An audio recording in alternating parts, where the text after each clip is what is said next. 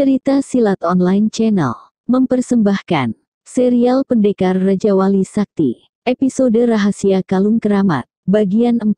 Resi Wanapati sangat terkejut ketika melihat kedatangan Resi Balung Gading. Dengan kepala yang masih diliputi berbagai macam pertanyaan, dia segera menyambut juga kedatangan sahabatnya itu. Melihat sikap dan sorot mata Resi Balung Gading, Resi Wanapati sudah bisa menduga kalau ada persoalan berat di benaknya.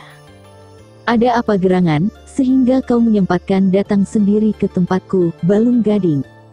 Tanya Resi Wanapati ramah. Apakah kau telah mengirim muridmu mengikuti sayembaraku, Wanapati? Tanya Resi. Balung Gading langsung pada pokok persoalannya. Tentu saja Resi Wanapati terkejut bukan main dengan pertanyaan itu. Dia sama sekali tidak mengirimkan muridnya seorang pun. Dia memang tidak menyebutkan berasal dari mana, tapi aku sangat hafal dengan jurus-jurus yang digunakannya, kata Resi Balung Gading lagi. Siapa namanya? Tanya Resi Wanapati ingin tahu. Danupaksi. Dan dia datang bersama pembantunya yang bernama Pangkeng. Apa benar ada muridmu yang bernama Danupaksi? Tanya Resi Balung Gading lagi. Benar, sahut Resi Wanapati pelan. Dia sangat menyesali tindakan muridnya yang dianggapnya begitu lancang. Wanapati, sudah lupakah kau dengan perjanjian kita? Sentak Resi Balung Gading marah. Tenang dulu, Balung Gading. Akan aku jelaskan dulu persoalannya, kata Resi Wanapati tidak terpancing emosi. Danupaksi memang muridku, bahkan lebih dari itu, dia sudah kuanggap sebagai anakku sendiri. Dan dia baru saja turun gunung setelah menyelesaikan pelajaran terakhir yang kuberikan. Tapi aku sama sekali tidak pernah menyuruhnya untuk ke padepokanmu, apalagi mengikut. Sebenarnya kemana tujuannya? Tanya Resi Balung Gading, sedikit reda amarahnya. Kerajaan Karangsetra, jawab Resi Wanapati singkat. Sudah kuduga, gumam Resi Balung Gading sambil mengangguk-anggukkan kepalanya. Balung Gading, aku terpaksa menceritakan apa yang hanya menjadi dugaanku. Soalnya aku sendiri belum mengetahui dengan jelas. Aku hanya mengatakan, mungkin dia berasal dari Karangsetra dan kau berikan kalung itu. Resi Balung Gading memotong cepat. Dia sudah berumur 20 tahun. Aku rasa kau masih ingat butir-butir perjanjian kita, Balung Gading.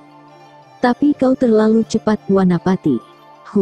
Kalau saja kemarin sampai terjadi, entah kutukan apa yang akan menimpa kita, keluh Resi Balung Gading.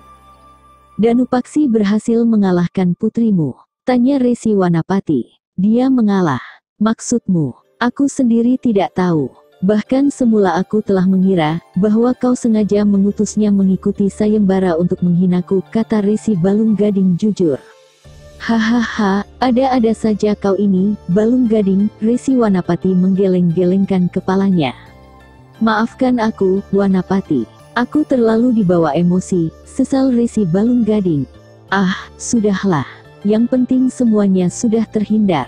Bagaimana dengan Dewi Cempaka? Dia merasa terhina. Lebih-lebih setelah Resi Balung Gading tidak melanjutkan kata-katanya. Boleh aku tahu? Resi Wanapati penasaran. Gusti Prabu Rangga.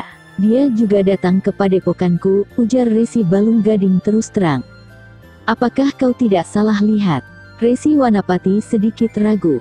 Dewi Cempaka sendiri yang melihat tandanya. Resi Balung Gading tetap kalem. Maksudmu? Tanya Resi Wanapati tak sabaran.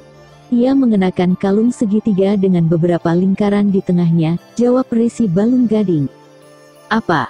Resi Wanapati terlonjak dari duduknya. Itulah persoalannya. Aku sendiri tidak mengerti kenapa kalung itu bisa ada dua. Apa sekarang Gusti Prabu Rangga masih ada di padepokanmu? Tanya Resi Wanapati. Tidak, dia sudah pergi. Resi Wanapati tampak mengerutkan keningnya dalam-dalam. Apa yang selama ini mereka khawatirkan akhirnya akan terjadi juga. 20 tahun mereka selalu mentaati janji, tidak saling berkunjung dan tidak saling mengenalkan muridnya masing-masing. Tapi semua jadi berantakan dengan datangnya Danupaksi ke padepokan Baja Hitam. Dan dia tidak menyalahkan Danupaksi secara total. Semua itu juga akibat dari ketertutupan mereka.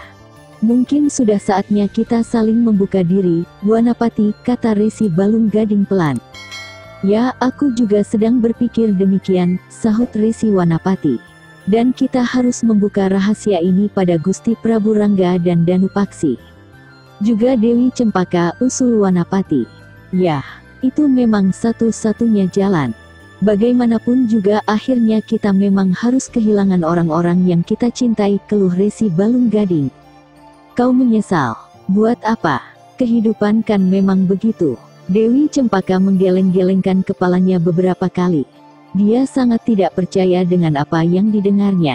Bagaimana mungkin dia mau percaya? Selama ini yang dia tahu Resi Balunggading adalah ayahnya, sedangkan ibunya telah meninggal waktu dia masih bayi. Tapi mengapa tiba-tiba justru ayahnya yang mengatakan bahwa dia sebenarnya bukan anaknya? Bahkan kata-kata ayahnya diperkuat oleh Resi Wanapati, seorang yang tahu betul riwayat hidupnya. Bukankah hal itu memaksa dia harus percaya bahwa dia memang bukan anak Resi Balunggading? Sungguh, Dewi Cempaka benar-benar bingung menghadapi dilema macam itu. Tidak mungkin. Dewi Cempaka kembali menggeleng-gelengkan kepalanya untuk kesekian kalinya. Aku mengatakan yang sebenarnya. Dewi Cempaka, maafkan kalau selama ini aku telah mendustaimu dengan cerita-cerita kosong tentang ibumu. Tapi percayalah Cempaka, itu semua aku lakukan demi kebaikan kita semua, kata Resi Balunggading bergetar suaranya. Tidak ayah, tidak, katakan kalau ayah berdusta, katakan kalau itu tidak benar, rintih Dewi Cempaka. Dewi Cempaka, hadapilah semua kenyataan ini dengan hati lapang. Semua yang terjadi di dunia ini sudah kehendak Yang Maha Kuasa, kata Resi Wanapati lembut. Tapi mengapa baru sekarang menceritakannya? Kenapa? Tinggi suara Dewi Cempaka. Tangisnya tidak bisa dibendung lagi. Kedua laki-laki tua itu tidak mampu menjawabnya. Mereka hanya saling pandang dan tertegun saja.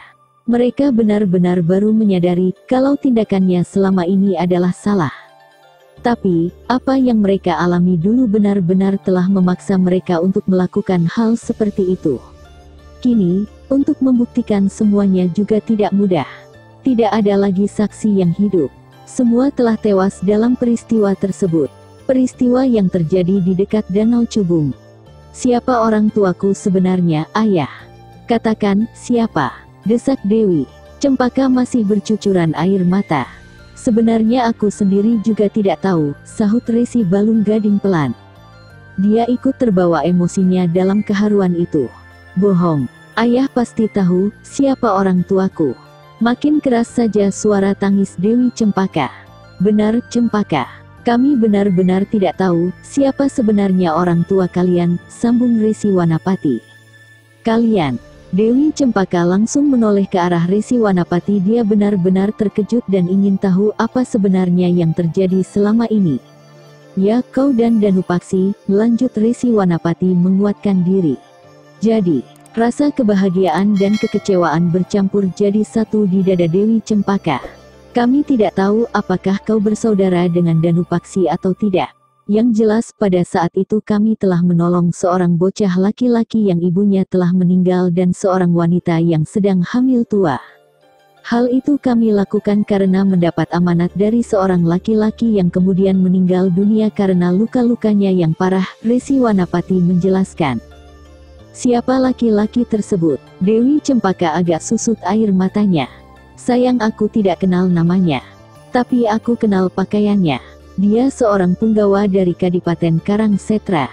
Dewi Cempaka tampak terdiam beberapa saat. Aku harus menyusul Danupaksi, kata Dewi Cempaka tiba-tiba.